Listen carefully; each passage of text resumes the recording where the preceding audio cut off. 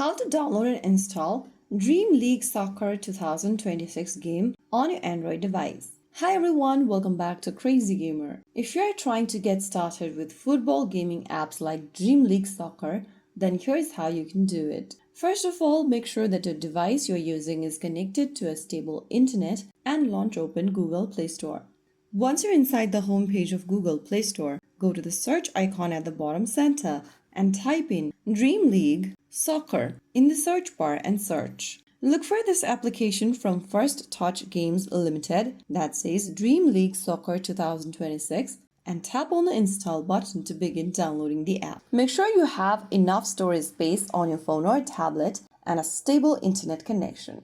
Now you'll need to wait for a couple of minutes until the application gets downloaded and installed. Once the application is installed, tap on the play button to start playing the game. Now select your age, follow through the on-screen instructions, and you'll be ready to create your team, pick your players, and enjoy building your dream football club. So that is how you can easily download and install the Dream League Soccer game on your Android device.